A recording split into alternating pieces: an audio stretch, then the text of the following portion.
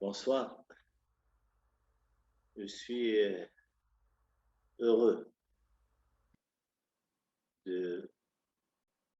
d'être avec vous sur le site d'Awraq. Comme on a l'habitude de faire, on a déjà invité l'écrivaine franco-marocaine Leila Bahsine pour échanger sur son roman La théorie des aubergines. Aujourd'hui, on accueille Khalid Zikri pour échanger avec lui sur son essai Modernité arabe.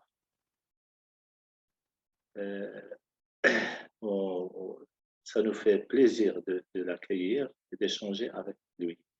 Je voudrais tout d'abord, si vous me permettez, faire une petite présentation sur Khalid Zikri. Khalid Zikri est professeur à l'université de Meknès et président de l'association culturelle Tafkir. Il a enseigné en tant que professeur invité aux universités d'Aachen, Leipzig et Mannheim en Allemagne. Sa formation est la jonction de la littérature et des sciences humaines. Il a publié et co-dirigé, entre autres, Fiction du réel, Repenser le Maghreb et l'Europe, Études postcoloniales, Théorie, art et littérature, Récits du corps au Maroc et au Japon, Littérature du Maghreb et d'Afrique subsaharienne, lecture croisée. L'ouvrage Modernité arabe, de la modernité à la globalisation, a reçu le prix du Maroc du livre en 2019. Donc, voilà une petite présentation sur Khalid Zikri. On va essayer, dans la mesure du possible, essayer d'échanger à partir de deux positionnements. Le premier, c'est un positionnement d'un écrivain, et le deuxième position, c'est celui d'un lecteur. Moi, je voudrais, si tu le permets, Khalid, te poser la première question qui peut paraître qui peut susciter des questions sur le titre. Moi, je te dis, pourquoi ce choix de modernité arabe au pluriel? Oui, merci d'abord de m'avoir invité dans votre site pour parler de ce livre et puis pour débattre avec toi. Alors, pour ce qui est du titre Modernité au pluriel, d'abord parce qu'il n'y a pas qu'une seule modernité, ça on le sait, ce n'est pas quelque chose que je dis tout seul dans ma solitude de chercheur, mais plutôt de plus en plus on parle d'une pluralité de pôles de modernité et du coup on ne veut plus restreindre la modernité au monde occidental. Ça, c'est quelque chose qui s'inscrit dans le sillage de ce qu'on a appelé la critique de l'ethnocentrisme et donc la critique aussi de la suprématie de la modernité européenne par rapport à d'autres formes de modernité qu'on peut trouver, peut-être venues de l'Asie, peut-être aussi d'une certaine manière aussi venues des anciennes colonies et aussi une forme de modernité qu'on trouve dans le monde arabo-musulman ou qu'on trouve aussi dans l'Iran également. Alors, évidemment, tout ça, c'est problématique. On ne peut pas définir ces modernités de manière précise, de manière catégorielle, si tu veux, mais on peut dire qu'il y a une pluralité de modernités, mais toutes ces modernités, quand même, s'inscrivent dans un certain nombre d'éléments que l'on retrouve aussi dans la modernité occidentale. Par exemple, la question de l'autonomie, qui est fondamentale dans la définition de la posture moderne telle qu'elle s'était développée en Occident, eh bien, on la retrouve aussi, mais de manière différente dans d'autres cultures. La question de l'importance accordée à la raison, on la trouve également, mais différemment investie dans d'autres cultures, y compris dans la culture arabo-islamique. La question, par exemple, même du progrès, l'idée de progrès, qui a été beaucoup remise en question dans le monde occidental lui-même, parce que cette religion du progrès a montré ses limites. Et donc, on s'était retourné contre l'idée même de la modernité comme un simple progrès, et donc l'histoire comme ayant une fin. Hein. Donc tout ça a été remis en question. Mais quand même, ce sont des éléments qu'on retrouve dans d'autres formes de modernité et pas seulement dans la modernité occidentale. Bon, c'est pour ça que j'ai préféré ce pluriel, parce que le monde arabe n'a pas été seulement, je dis bien seulement, nourri par la modernité occidentale, mais aussi par d'autres formes de modernité qui se sont manifestées à la fois dans sa propre culture, la culture du monde arabo-musulman, mais aussi dans le contact avec des cultures asiatiques, dans le contact avec la culture indienne, etc. Voilà, globalement, ce pluriel, c'est une manière de se décentrer par rapport à la centralité de la modernité européenne. Et en même temps, il y a ce sous-titre de la modernité à la globalisation. Oui. Puisque le premier contact que nous avons eu avec le monde occidental, quand je dis le premier contact, il y avait déjà eu un contact depuis des siècles, mais disons ce contact-là qui date à peu près de la fin du XVIIIe, début 19e siècle, et qu'on date globalement avec l'expédition de Napoléon Bonaparte, c'était un contact d'une violence particulière et qui par la suite a donné lieu à cette histoire tantôt sanguinaire, tantôt faite de négociations, qui est l'histoire coloniale. Et donc, cette histoire a obligé le monde arabo-musulman à se poser un certain nombre de questions et à se redéfinir par rapport à la modernité occidentale. Mais après les indépendances, l'histoire des pays arabes a évolué, comme chacun le sait, dans différentes orientations, mais avec une forte orientation autoritariste des régimes en place. Et l'effondrement du mur de Berlin, l'effondrement du camp communiste fin des années 80, début des années 90, a donné lieu à une réorientation, là encore, du monde entier et par conséquent du monde arabe aussi. Et là, on est entré dans une phase de globalisation, d'abord financière, mais de plus en plus culturelle, puisque les pays arabes qui avaient une mainmise sur leur territoire, sur leurs citoyens aussi, sur la conception même qu'ils se faisaient de la nation, eh bien, étaient contraints, ces pays arabes étaient contraints d'ouvrir leur territoire et donc de voir leur souveraineté nationale diminuer d'une certaine manière. Et tout ça au profit de l'économie de marché, de ce qu'on appelle l'économie de marché. Et ça a eu des répercussions énormes sur les transformations des mentalités, pour le meilleur et pour le pire, sur la reconfiguration des subjectivités, sur les rapports, la transformation des rapports entre citoyens et pouvoir, hommes et femmes. Tout ça s'était fait avec beaucoup de difficultés, n'avait pas toujours abouti à des choses, on va dire, positives, a créé aussi des formes de violence à l'intérieur même des sociétés, un désir de repli sur soi qui a trouvé son incarnation la plus forte dans la radicalisation.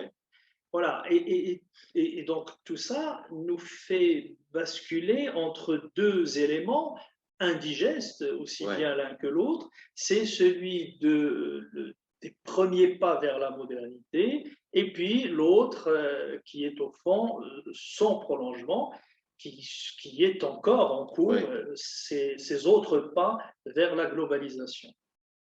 Voilà, globalement, si on veut. D'accord. Moi, je voudrais, si tu permets, Khalid, prolonger avec toi sur cette question de modernité arabe, le qualificatif du modernité, c'est-à-dire le mot qui se rapporte à modernité qui est arabe. Parce que pour moi, il y a ceux qui veulent, qui pourraient avoir cette intention de lire arabe que dans sa composante linguistique, c'est-à-dire ce qui se rapporte à la langue arabe, alors que la modernité géographiquement, il est constitué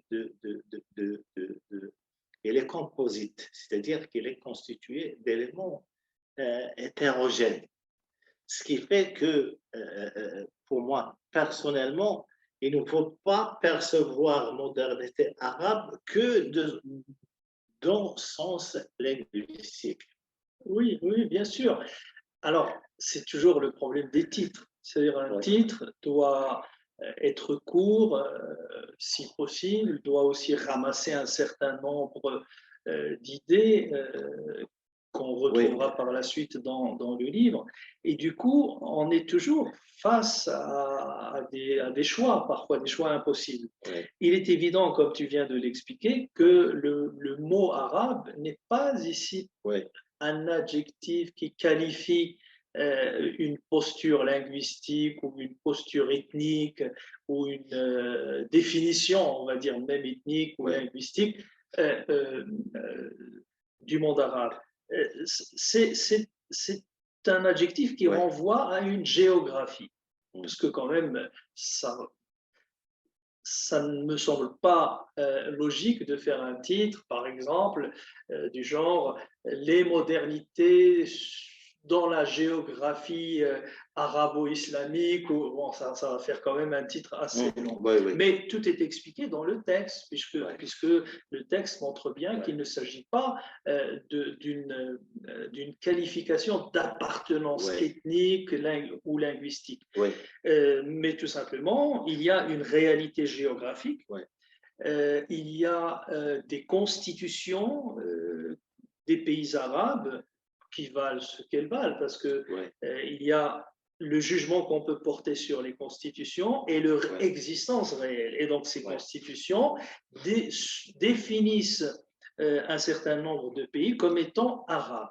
Ça ne veut pas dire que la seule langue qui existe dans ces territoires, c'est la langue arabe. Il y a énormément de langues. Bon, pour ce qui est du Maghreb, il y a toutes les variétés de la Nazir. Pour ce qui est de l'Orient, il y a aussi les Kurdes, il y a aussi les Turkmènes. Bon, il y a plusieurs ethnies aussi. Mais tout simplement, il faut entendre ce qualificatif dans le sens géographique du terme, c'est-à-dire un ensemble de territoires qui se définit comme arabe et dans lequel il y a effectivement plusieurs langues et plusieurs ethnies. D'accord. Clarification faite. Moi, je voudrais encore enchaîner avec toi. Je le dis toujours en tant que lecteur et en tant que quelqu'un qui a lu avec des références. Et ça, je le trouve très intéressant et très bien développé dans l'essai. La question du transfert conceptuel et culturel.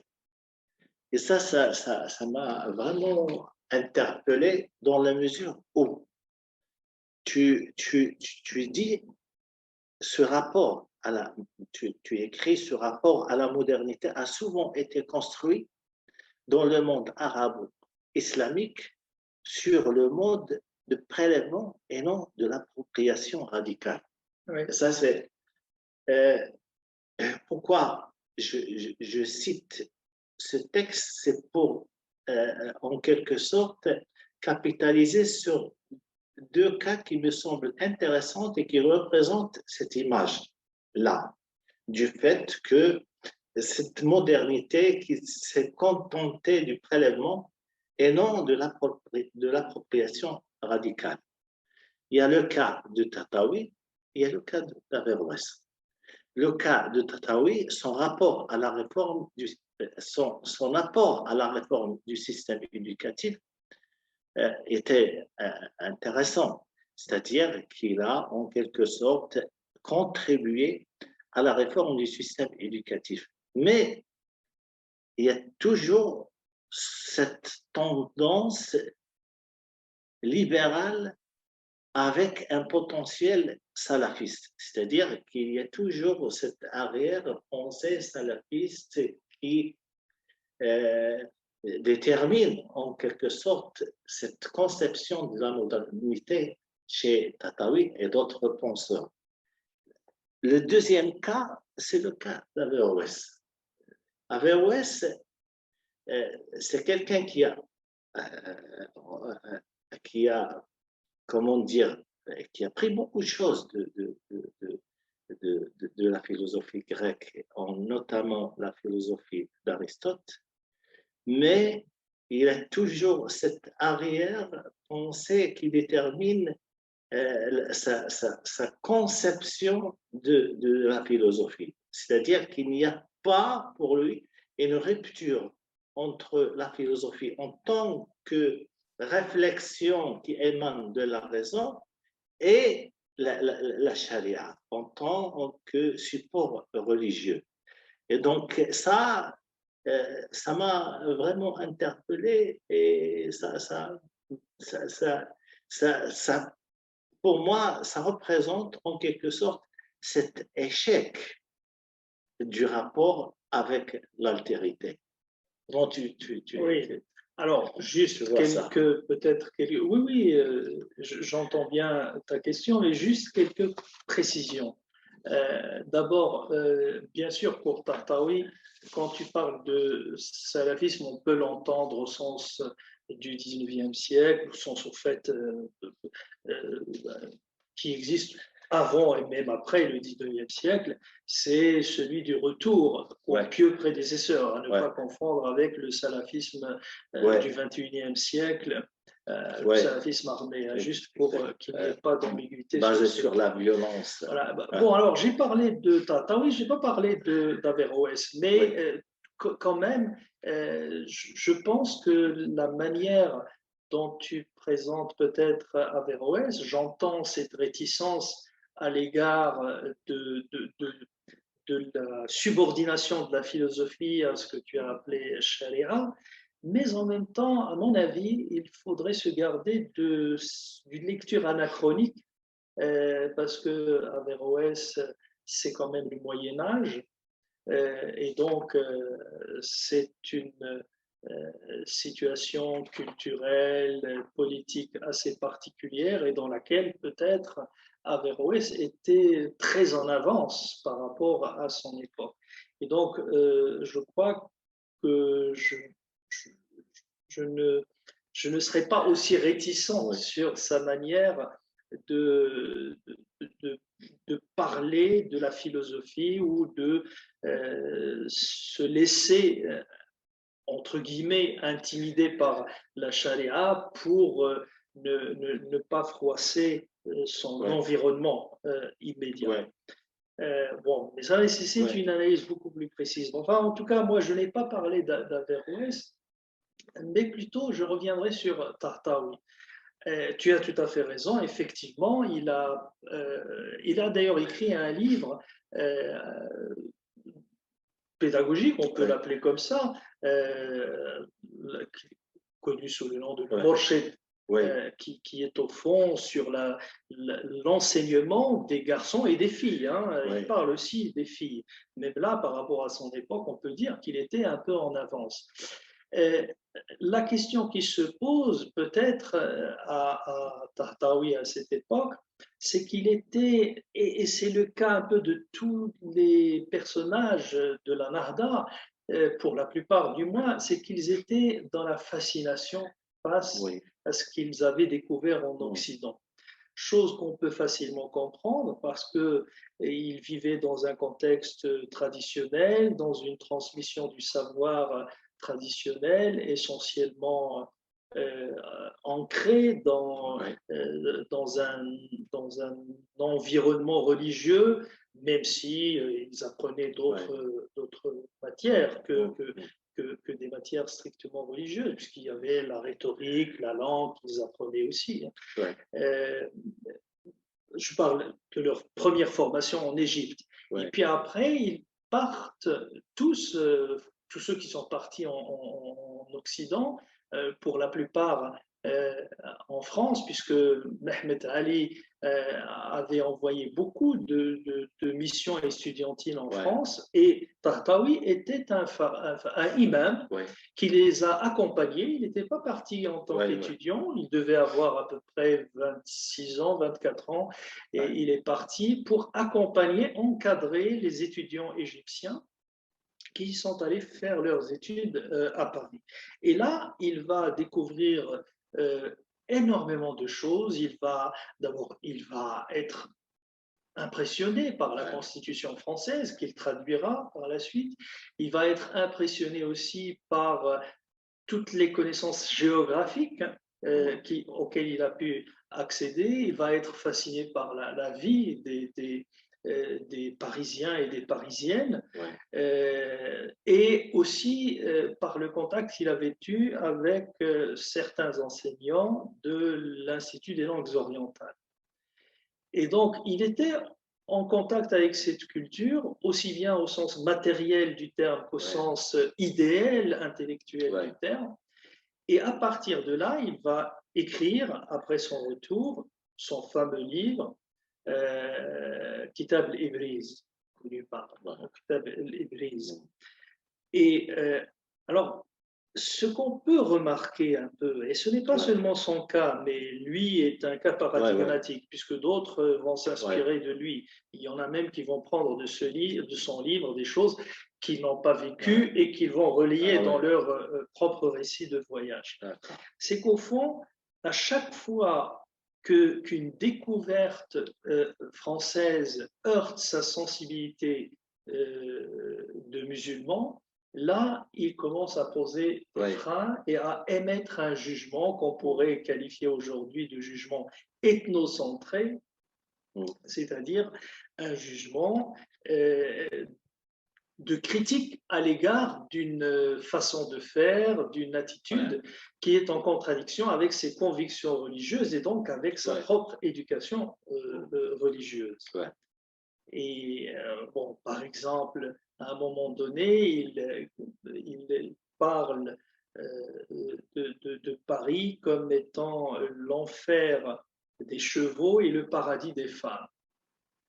Et dans la traduction d'un récit de voyage d'un Marocain, eh bien, on va reprendre cette formule-là. L'enfer des chevaux, parce qu'il voyait que les chevaux qui tiraient les fiacres étaient maltraités, et surtout le paradis des femmes, parce que pour lui, en tant que musulman, il voyait quand même que les femmes étaient déjà au 19e siècle libérées. Il faut dire que ce voyage, c'était dans les années 20 du 18e siècle, dans les années 20 du 19e siècle, pardon, les années 20 du 19e siècle. Et donc, là, il y a à la fois cette fascination, qui est parfois même excessive, et en même temps, cette réserve à l'égard de ce qui est autre, ce que tu as appelé l'altérité. Alors là encore, il faudrait recontextualiser les choses. Moi, je ne dirais pas qu'il s'agit d'un regard ethnocentré, parce que je crois que cette notion, on pourrait l'appliquer au XXe siècle, mais plutôt une expérience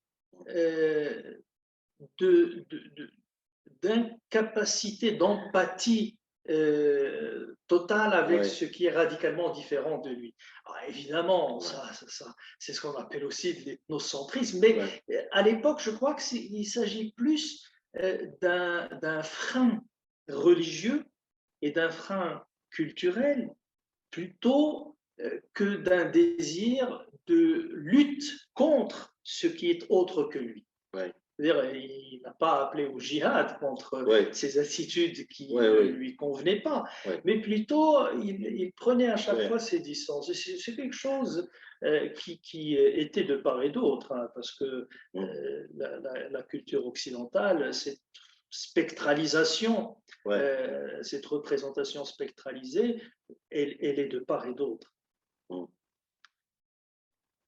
Ouais. Très bien. Je voudrais continuer avec toi le débat sur des notions qui m'ont intéressé et surtout des notions d'ordre philosophique. Il y a une capitalisation sur les discours philosophiques, sur des conceptions philosophiques, et ça, pour moi, c'est important dans la mesure où ça me permet de lire cette dialectique, cette contradiction qui régit, voire même cette ambivalence qui régit cette modernité arabe. Et là, je suis tombé sur hétéronomie. Cette notion que j'ai apprise, moi, en tant qu'apprenant ou en tant que quelqu'un qui s'intéresse à la philosophie, et je l'ai apprise par le biais d'Emmanuel Kant, en opposition à l'autonomie, en tant que référence morale. Et cette référence morale, qu'est l'autonomie, émane de la raison. Et cette hétéronomie qui est contraire à l'autonomie, cette hétéronomie-là vise la nature. C'est-à-dire qu'il ne va pas dans le sens de la liberté. Et là, en te lisant, j'ai trouvé, c'est mon entendement, c'est ma compréhension du texte, qu'il y a cette liaison entre hétéronomie et un certain comportement de cette élite qui est une élite subordonnée, une élite qui va dans le sens du pouvoir, qui travaille en quelque sorte cette marge idéologique du pouvoir. Et ça a été, ce n'est pas vraiment un fait historique, ce n'est pas seulement un fait historique, mais ça continue jusqu'à maintenant. Il y a toujours cette aliénation, en quelque sorte, de l'élite politique avec le pouvoir. Comment tu peux expliquer Oui, alors, ça? il y a cet aspect des choses, tel que tu viens de l'expliquer, en termes de subordination. Mais moi, j'en fais un usage qui est aussi lié à la question de la subordination, mais dans un sens qui relève des sciences sociales en général. Alors, ce que j'ai essayé aussi de faire dans ce livre, c'est de ne pas me contenter d'appliquer des notions ou de transférer des notions telles qu'elles, des notions universelles. Hein. Moi, je crois aussi à la question de l'universel, mais j'ai essayé de voir comment ils peuvent fonctionner aussi dans une modernité, ce que j'ai appelé une modernité arabe. Parce que la question de l'autonomie, par exemple, je crois qu'on va commettre une erreur en essayant d'appliquer la notion d'autonomie telle que Kant, par exemple, la développe dans sa philosophie et notamment dans ce texte, je dirais, programmatique de Qu'est-ce que les Lumières, parce qu'il donne une précision, une définition précise de ce qu'il entend par l'autonomie. Et donc, l'autonomie, c'est aussi, pour Kant, cette capacité de se défaire de la tutelle de quelqu'un d'autre qui va te guider et qui va te déposséder de ta capacité d'entendement, de ta faculté d'entendement. Et donc, bien sûr, cette idée, on la retient, mais il faut voir comment l'autonomie peut aussi fonctionner dans une société comme la nôtre, et c'est là où je glisse vers la notion d'hétéronomie, qui est essentiellement hétéronome, c'est-à-dire une société dont les lois sont subordonnées à autre chose qu'elle, à autre chose que les humains. Je prends des exemples très concrets. Une société hétéronome, c'est une société dont les lois, dont les règles de fonctionnement n'émanent pas d'une concertation et d'une délibération entre les individus qui composent cette société, mais plutôt de quelque chose qui leur est extérieur. Ça peut être un pouvoir, c'est ce que tu as appelé subordination des intellectuels à l'État, si tu veux.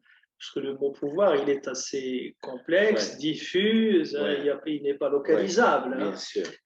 Et donc, cette subordination a autre chose que les lois produites par les individus qui composent une société. Ça peut être une lecture mythologique de la réalité qui nous entoure.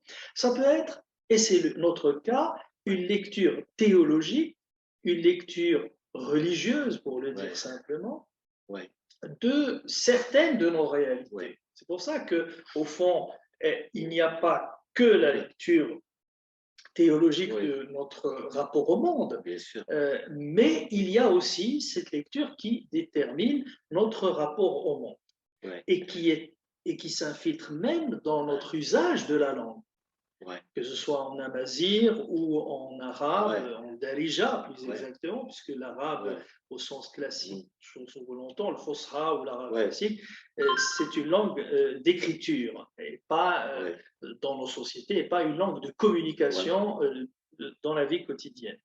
Et donc, une société qui fonctionne par des règles qui lui sont extérieures est une société hétéronome, et non pas une société autonome, au sens où ces termes ont été développés dans la philosophie, dans les sciences politiques, les sciences sociales en Occident. Alors maintenant, est-ce qu'on va se contenter de dire, puisque nous ne fonctionnons pas de cette manière, nous ne sommes donc pas dans la modernité? Eh bien non, parce qu'au fait, d'abord une société autonome au sens vraiment de coupure avec ce qui lui est extérieur comme source de loi, source de règles, est quelque chose qui me semble relever plus de l'idéal que du concret. Alors maintenant, notre rapport à la religion est un rapport civilisationnel et pas seulement un rapport cultuel. C'est un rapport culturel et pas seulement cultuel. Et le fait que notre société soit à la fois dans des constructions par fragments, bien sûr, d'autonomie, et en même temps construite de manière hétéronome, eh bien, c'est hybride entre des espaces où l'autonomie peut exister, peut être négociée, et des espaces où l'hétéronomie est déterminante. Eh bien, cet hybride donne une forme de modernité ambivalente, certes, mais l'ambivalence fait partie de la structure psychique même de l'être humain. Et on ne peut pas l'évacuer de notre vie, de notre réel. Elle fait partie du réel. Ce n'est pas seulement quelque chose qui fait partie de l'imaginaire ou du symbolique. Et par conséquent, nous ne pouvons pas chercher de manière désespérée à calquer une autonomie qui viendrait d'une autre sphère culturelle sur notre mode d'existence. Et à mon avis, il faut voir un peu comment la société fonctionne et on peut trouver des moyens hybrides de construction d'une modernité. Bien sûr, il faut qu'elle existe, ce n'est pas quelque chose qui se décrète. Et à partir de là, il faudrait conceptualiser, il faudrait réfléchir, il faudrait encadrer ça de manière analytique. Et c'est peut-être ce qui nous fait défaut. effectivement, si vous laissez les choses aller dans tous les sens, on ne sait pas ce que ça peut donner. Ça peut donner des choses négatives, comme ça peut donner des choses positives, mais il faudrait encadrer tout ça, le penser plutôt. Quand je dis encadrer, c'est peut-être un mot un peu autoritaire. Il faudrait penser ces choses-là et à partir du terrain dans lequel nous vivons, essayer de dégager des mots descriptifs de la situation pour mettre des mots sur des choses et ne pas forcer les choses par des mots qui leur sont extérieurs. Oui. Ça,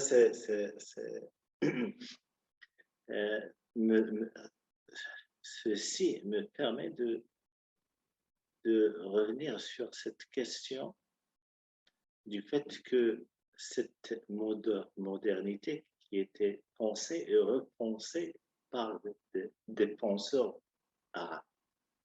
Et il y a cette distinction entre ceux qui ont pensé cette modernité, comme tu l'as dit et comme tu l'as écrit, bien sûr en s'appuyant sur le référentiel théologique ou religieux.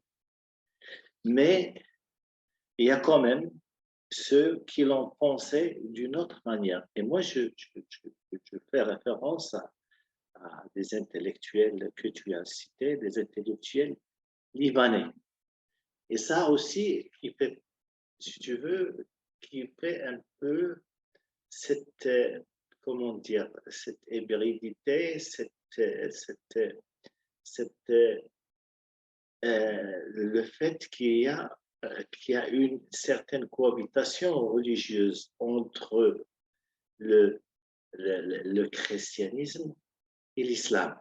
Et là, je parle de l'Orient et je parle surtout de ceux qui ont essayé de poser, si tu veux, les premiers jalons ou qui ont fait quand même formuler une introduction pour ce qu'on appelle la sécularisation, surtout les penseurs libanais. Et ceux qui sont restés toujours dans cette, comment dire, dans ce coin à cautionner cette question de la domination religieuse. Et c'est là où j'essaie de partager avec toi ma réflexion sur cette question de la sécularisation et la laïcité, parce que c'est un des créneaux sur lesquels il faut travailler. Et à partir de cette distinction et à partir de cette négociation même entre les religions qui constituent ce monde arabe, on peut essayer de trouver cette, comment dire, cette formule qui pourrait développer cette hybridité en essayant de créer, d'inventer des notions qui pourraient être utiles pour une modernité arabe. Oui, tu as tout à fait raison d'évoquer les penseurs libanais, les écrivains libanais, et notamment les chrétiens, les Libanais chrétiens. Et j'étais très frappé par un récit que j'ai qualifié de récit utopique de Farah Anton, intitulé Al-Mal ou Al-Ilm wa Ad-Din. Au fait, ce sont trois noms de trois cités, de trois villes, l'argent, la science et la religion. Et c'est une tentative, c'est un récit qui date de la fin du 19e siècle, début 20e, mais vraiment fin 19e siècle. Et c'est un récit dans lequel il y a eu cette tentative à la fois de réconciliation entre l'argent, évidemment, l'introduction du livre, l'auteur nous explique qu'il va poser la question sociale. Une question sociale qui a obsédé aussi le monde occidental du 19e siècle. Donc, il a essayé de poser la question sociale par rapport à un Orient qui était déchiré aussi par des conflits religieux, par des conflits ethniques.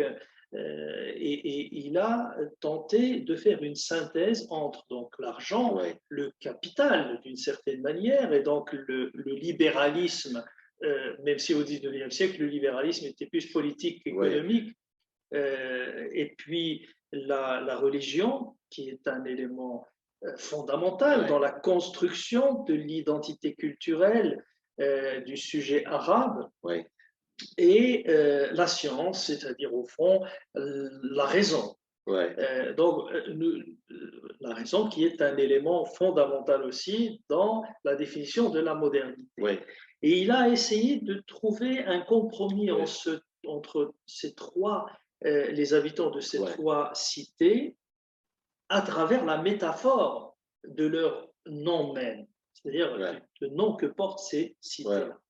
Et c'était une tentative et c'était une tentative de réconciliation entre différentes composantes d'une société. ouais, Il y a cette dimension religieuse et comment faire une conciliation entre cette dimension religieuse et la dimension ouais, scientifique, donc la raison, entre ouais, la religion et la raison, mais aussi comment faire une conciliation entre cette dimension religieuse et la dimension économique, oui, pour le dire ouais, rapidement. Euh, alors, c'était une tentative de poser la question de la sécularisation à sa manière, ouais, de vouloir non pas arracher ouais, la religion à l'économie oui, ou ouais, à la raison, mais de voir comment ces trois éléments peuvent coexister, peuvent cohabiter dans une ouais, même société. Alors, la fin du récit, c'est plutôt positif, oui, puisque ça va réussir. Il y aura une négociation, d'ailleurs, dans un espace que je pourrais appeler paratopique, ouais, qui est un jardin. La négociation se ouais, fera ouais, en dehors des trois villes, ouais, donc dans un espace, ouais, entre guillemets, neutre, en tout cas ouais, qui n'est pas soumis aux ouais, mêmes ouais, contraintes que la cité de l'argent, la ouais, ouais, religion ou la science. ouais, Et c'était ouais, une tentative de lecture ouais, politique et de proposition politique de la société dans laquelle il vivait à l'époque. Et en tout cas, ça ouais, concernait plutôt le Moyen-Orient, on l'appelle l'Orient arabe. ouais. Et Alors, ouais, vas-y, oui, continue. alors, bon, ça, c'était une tentative qui m'avait beaucoup frappé, Ouais, j'ai trouvé ça très intéressant. ouais, Euh, Bien sûr, par la suite, il y a eu euh, beaucoup de réflexions au XXe siècle sur ces questions-là.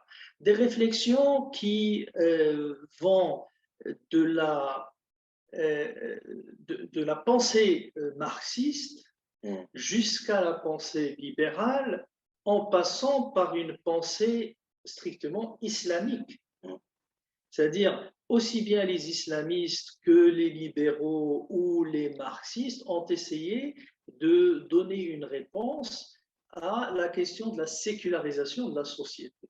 Alors, la traduction même du mot a parfois posé problème, puisque ouais, une lecture, mm, disons, plutôt idéologique et plutôt, je dirais même, médiatique, ouais, au mauvais sens du terme, ouais, a, a fait que ce terme est devenu l'équivalent de l'athéisme, ouais, mais ce ne sont pas les penseurs qui sont responsables de cette déformation. Mais disons qu'ils n'ont pas fait grand-chose pour que cette déformation n'ait pas lieu. Mais dans la voie populaire, pas populaire, mais disons dans le discours social, beaucoup d'islamistes ont utilisé l'arme de l'athéisme pour combattre cette notion. D'autres ne l'ont pas fait, mais il y en a qui l'ont fait. Et c'est toujours le simplisme qui fonctionne dans une société qui marche. Les discours complexes, ils ne marchent pas très très bien au fond, parce que c'est toujours difficile de suivre une pensée complexe, c'est toujours difficile de faire dans la nuance. Et donc, alors évidemment, en tout cas, ceux qui se présentaient comme marxistes avaient aussi tenté de faire ça à partir d'une lecture assez problématique. D'ailleurs, il faudrait aujourd'hui revenir sur les différentes lectures de Marx et du marxisme dans le monde arabe pour voir un peu comment la pensée de Marx et de ceux qui étaient dans le giron de la pensée marxienne ont été reçus dans le monde arabe, parce que je crois que souvent c'était plutôt des fragments qui étaient reçus, hein, et pas une lecture approfondie, hein, de Marx. Et puis aussi ceux qui se présentaient comme des libéraux. Comme des libéraux et qui avaient tenté une réflexion sur la sécularisation, ce qu'on appelle en arabe Dunyawiya, puisqu'on voulait ramener les rapports de manière horizontale et non plus verticale. Alors, bon, il y avait ces tendances-là, mais en même temps, je crois qu'on a souvent posé le problème de manière dichotomique, c'est-à-dire il faut séparer la religion de l'État pour aboutir à une société laïque, certains le disent dans la tradition française, ou séculière dans la tradition anglo-saxonne en général. Moi, je crois qu'on ne peut pas poser la question de cette manière, c'est-à-dire il y a des sociétés où cette séparation peut fonctionner de manière radicale. Il y a d'autres sociétés où on peut présenter d'autres formes de séparation. Et d'ailleurs, dans l'histoire même du monde européen, la séparation, c'était entre l'Église et l'État. L'Église et l'État, parce que, notamment dans le versant catholique, il y a le clergé, et donc il y avait un pouvoir face au pouvoir de l'État. Et donc, pour que l'État puisse se constituer de manière autonome et que la société puisse se construire sur des bases politiques, ici politique dans le sens général du terme, voilà, il fallait se séparer de l'Église et de l'autorité de l'Église. Et c'est à partir de là que ce débat sur la séparation de l'État et de l'Église a commencé dans le monde européen. Je pense que dans le monde musulman, et en l'occurrence le monde arabo-islamique, la question ne peut pas se poser de cette manière. Ce qui me semble urgent à faire, et c'est très complexe aussi là, c'est arracher l'ordre social à l'ordre religieux. Parce qu'au fond, l'islam s'immisce dans les plis les plus intimes de l'individu et de la société, et le travail à faire et la réflexion à mener, et là ça concerne à la fois les hommes politiques, ça concerne aussi les institutions qui dépendent aussi de l'État, dont l'école, ça concerne la société civile, etc. Donc c'est une responsabilité de chacun. Mais il est évident que dans les États arabes, eh bien, le pouvoir de l'État est déterminant dans cette question, parce qu'il peut endiguer cette tentative d'émancipation comme il peut l'encourager. Parce que ça, c'est en lien avec la question de la liberté. Et est-ce que les États arabes sont prêts à partager le pouvoir et donc à donner plus de liberté pour que cet arrachement de l'ordre religieux à l'ordre social puisse évoluer et aboutir à une société qui ne soit plus sous l'emprise de la religion. Alors, cela ne veut pas dire que la religion sera évacuée de la société. Parce que le plus important, c'est d'arracher l'ordre social à l'ordre religieux pour que la société puisse se concevoir cette fois-ci de manière autonome, au sens de régler ses relations, régler les rapports interindividuels, régler les rapports à l'intérieur de la société, non pas par des préceptes qui lui sont extérieurs, et en l'occurrence des préceptes religieux, mais plutôt par une délibération sur des règles de base sur lesquelles les individus se mettront d'accord pour vivre ensemble. Et donc, la religion va toujours exister, et là, elle va aller dans la sphère du privé. Et c'est là où on va rejoindre certaines notions comme la vie privée, la vie publique, l'espace privé, l'espace public, et qui relèvent aussi de la construction même de la société, de la sécularisation.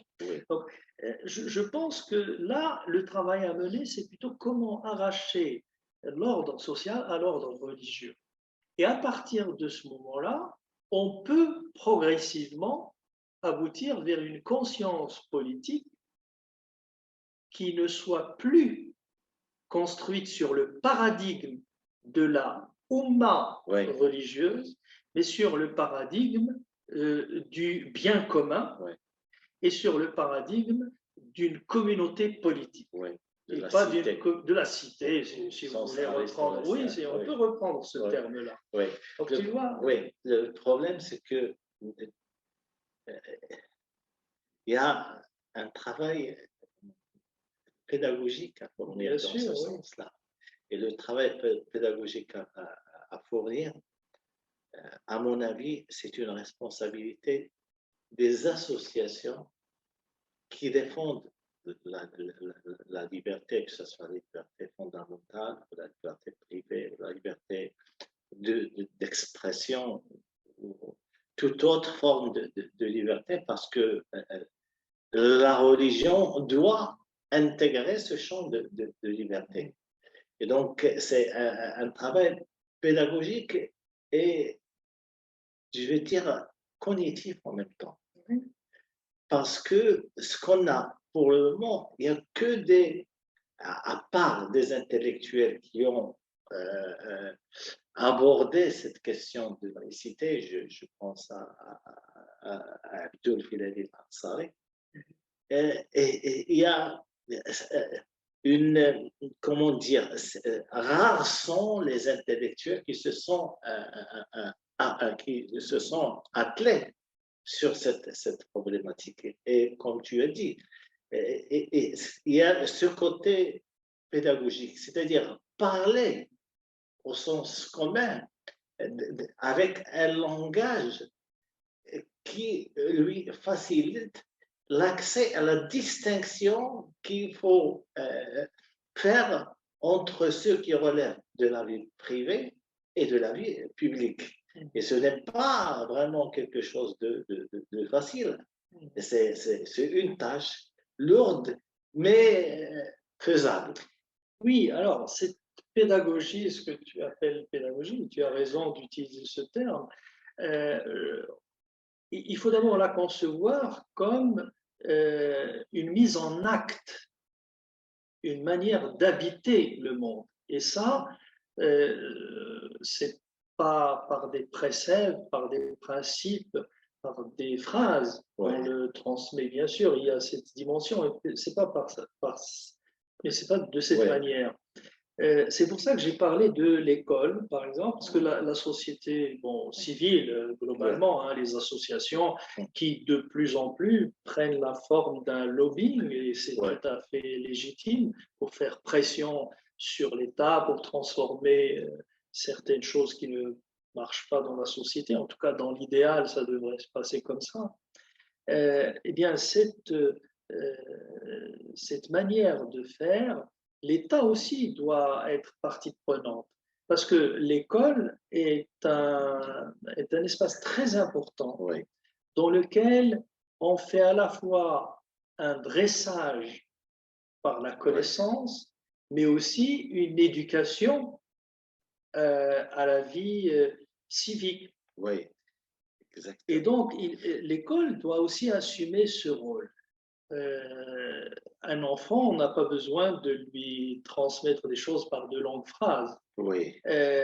Quand il sera éduqué à entretenir un rapport avec le monde sans le subordonner constamment à la religion, eh bien, il va petit à petit intégrer dans sa subjectivité une autre façon d'habiter le monde. Ouais. Quand il ne sera plus sous la contrainte Ouais. de faire comme ses parents et de suivre leur pas cultuel, c'est-à-dire aller avec la mosquée au père, avec le père à la mosquée, etc. Bon, il faudrait le laisser l'éduquer, bien sûr, sur des valeurs, et sur des valeurs qui lui permettront d'habiter, de vivre dans une société avec d'autres individus qui habitent dans cette société. Et ces individus ne sont pas nécessairement comme lui. Et donc là, une éducation à la différence, à l'existence d'une autre manière que celle que nous avons, par exemple, chez nous, dans notre famille, dans notre maison, etc. Donc, les enfants doivent être éduqués à respecter ceux qui sont différents d'eux. C'est une tâche très difficile parce que quand on parle de l'enfant, on parle aussi d'éléments encore, comment dire, naturels, entre guillemets, d'éléments encore instinctifs, d'éléments encore où le surmoi n'est pas élaboré. Et donc, évidemment qu'il va y avoir toujours des conflits, mais ça c'est pas un problème en soi. Quand on ne dramatise pas les conflits et quand on les ramène à leur juste valeur, eh bien les enfants grandissent petit à petit, leur surmoi se construit et ils intègrent ces règles. Mais ces règles-là doivent leur être inculquées. Alors l'école joue un rôle fondamental, mais aussi l'éducation à la maison. Et tout ça, ça vient aussi. Je crois que l'État dans le monde arabe joue un rôle très important. C'est-à-dire au fait, si un enfant à l'école, on lui apprend évidemment de respecter les autres, la différence, etc., et que lui, il voit que sa différence ou la différence de son père ou de sa mère n'est pas respectée par l'État, parce qu'il y a, par exemple, des arrestations abusives, parce que l'État ne laisse pas les gens penser différemment de lui, etc. Donc l'État qui veut avoir le monopole de l'imaginaire même des gens, et bien là, on est déjà dans quelque chose qui fausse ce type d'éducation. Et je crois que là, alors, c'est effectivement, et là je reviens à ce que tu as dit, les associations qui sont en principe des organes non gouvernementaux, doivent jouer ce rôle justement de contre-pouvoir. Et alors là, il y a une autre forme d'éducation qu'il faudrait faire aussi au sein de ces associations-là. Alors, c'est très compliqué dans le monde arabe parce que comme il y a un taux de chômage assez élevé, comme les gens n'ont pas des ressources suffisantes pour vivre, parfois les associations deviennent des espaces de rendement pécunier. Et du coup, qu'est-ce qui se passe? Eh bien, quand vous vivez d'une association, vous avez tendance à ne pas dépasser certaines limites, à être dans l'autocensure permanente, parce que l'État, avec le pouvoir qu'il a, il peut aussi vous créer des problèmes d'ordre fiscaux, d'ordre judiciaire, etc. Donc, vous voyez, il y a quelque chose de très complexe qui se joue là, et c'est pour ça que je reviens, l'État a un rôle aussi à faire là-dedans. Très déterminé. Moi, je voudrais, si tu veux, clore avec toi sur une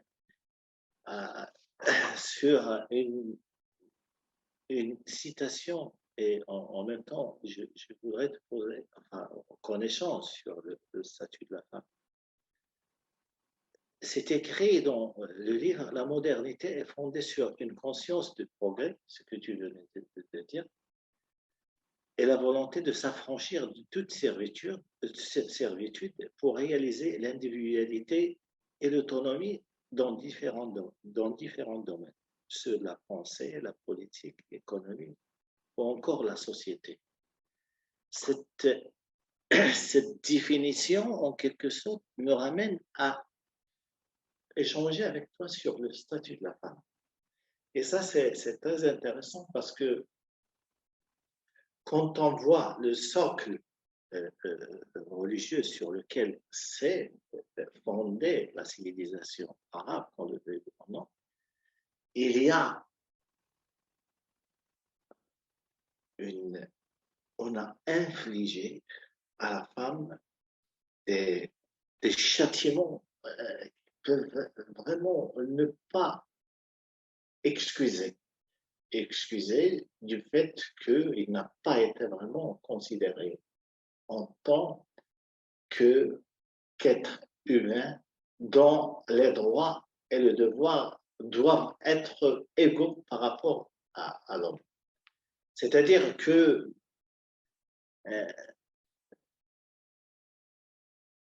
ne pas restituer ce statut et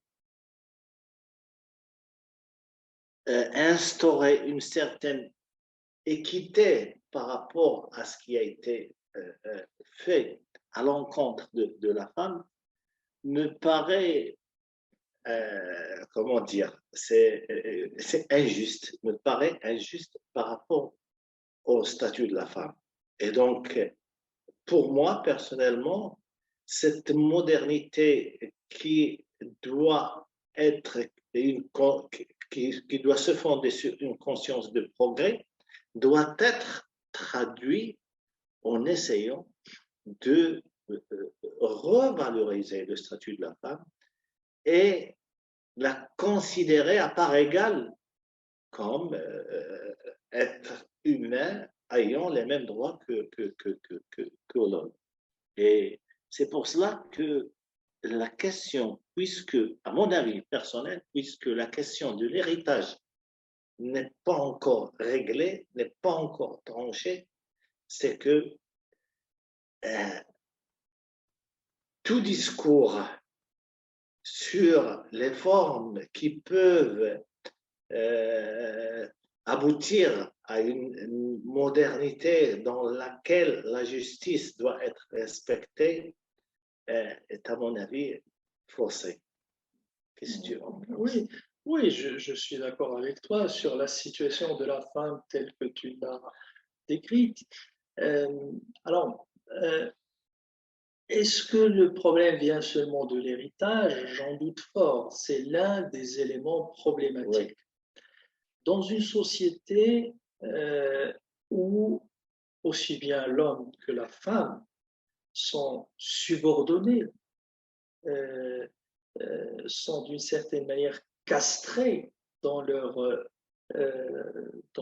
désir d'autonomie ou d'indépendance, comme on voudra, leur désir de construire leur subjectivité comme ils l'entendent, en tout cas à la marge disons, des normes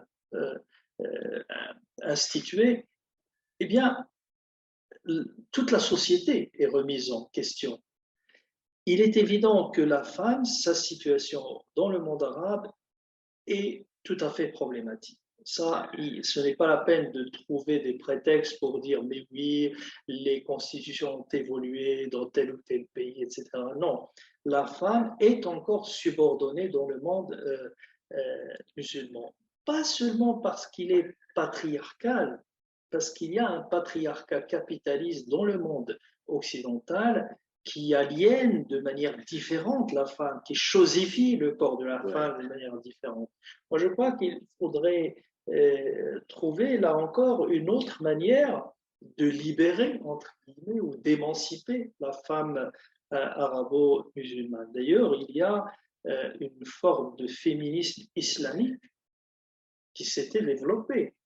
Alors, bon, on peut en penser ce qu'on veut, mais c'est un discours quand même qui tient la route, qui a ses présupposés, qui a ses arguments, etc. Bon, moi, je ne suis pas très sensible à cette sectorisation de l'émancipation. Je crois plutôt que l'intersectionnalité, quoi qu'on en dise, peut parfois fonctionner.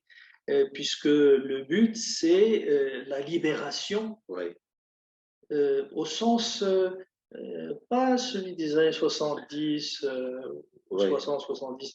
Mais la libération des subjectivités des individus qui composent une société. Ouais. Alors là, on est encore dans la question de l'hétéronomie des lois. Tant que le droit positif cohabite avec le droit théologique, il y aura toujours ces inégalités.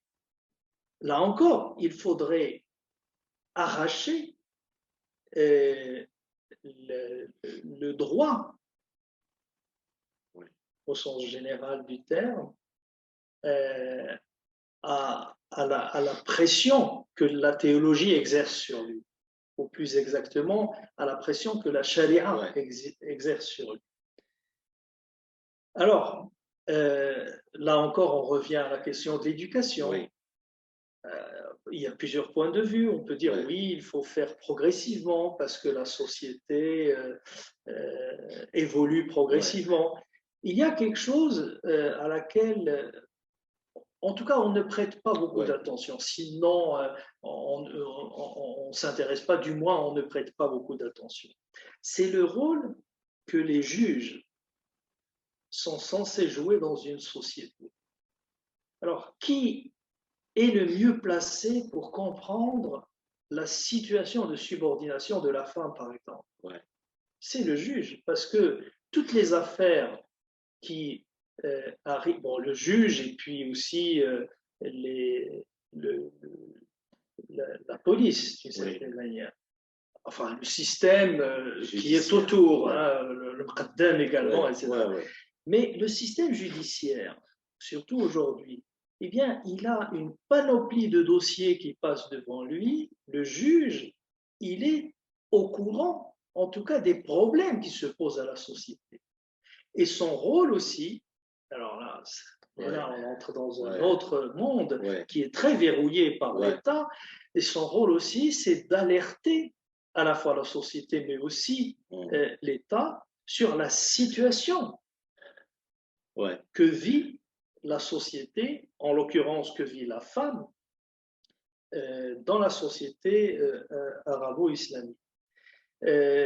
Si des affaires de même nature passent régulièrement devant lui, eh bien c'est qu'il y a un problème. Et la loi, elle accompagne toujours les changements en principe. Elle est censée accompagner les changements d'une société. Et donc lui, il est au courant, en contact permanent avec cette évolution. Et donc il a le devoir, encore faut-il lui laisser exercer ce devoir. Il a le devoir d'alerter sur ces situations pour que la société n'implose pas. Et pour que l'équité soit rétablie. Et pour que l'équité puisse prendre son chemin. Je ne sais pas si c'est une manière de faire régner l'équité, mais en tout cas, elle pourrait prendre son chemin. C'est pour cela que quand tu as évoqué cette question de la réalité et de la législation, c'est pour cela qu'il y a Aristote qui définit l'équité en tant que rattrapage d'une loi, parce que la réalité change. Il faut que la loi change, c'est-à-dire qu'il accompagne ce changement. C'est ça ce qui appelle l'équité. Bien, Khalid, ça fait un plaisir d'échanger avec toi. On a essayé de survoler un peu le livre. Et avant que je te passe la dernière, la parole pour clore, je voudrais, si vous permettez, vous montrer le livre de Khalid Zikri, Modernité arabe, de la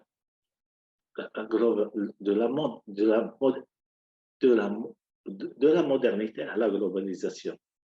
C'est un ouvrage très riche, très documenté. Il y a beaucoup de références il y a pas mal de sujets qui ont été entamés, abordés dans ce livre et qu'on n'a pas eu le temps sur lesquels on n'a pas eu le temps d'échanger. C'est un livre qui mérite d'être non seulement lu, mais discuté. Toutes les problématiques liées à la société marocaine, à la société arabe, tout ce qui se discute se trouve dans ce livre bien élaboré. Donc, au nom du site Awraq, je remercie Khalid Zikri de nous avoir donné du temps pour qu'on discute avec lui et j'espère qu'on aura une autre occasion de discuter avec lui sur d'autres thèmes. Je vous remercie et je cède le dernier mot à notre ami Khalid. Bon, ce ne sera pas le dernier mot parce que ça serait bête de conclure. Mais moi, je tiens à te remercier beaucoup, d'abord d'avoir pris le temps de lire le livre et puis aussi pour ces questions assez intéressantes, assez stimulantes, qui me poussent aussi à réfléchir sur des aspects sur lesquels je n'ai peut-être pas beaucoup insisté et que je souhaiterais aussi développer par la suite. En tout cas, merci aussi, aussi. Merci à ce travail que vous faites, qui est aussi un travail de société civile, un travail de bénévolat qui permet de faire rencontrer des gens qui, a priori, peuvent ne pas se rencontrer, peuvent ne pas se retrouver, mais votre travail fait rencontrer toutes ces personnes-là. En tout cas, merci. S'il y a un dernier mot à dire, ce serait merci. Voilà. C'est gentil. Merci. Allez, au revoir. Au revoir.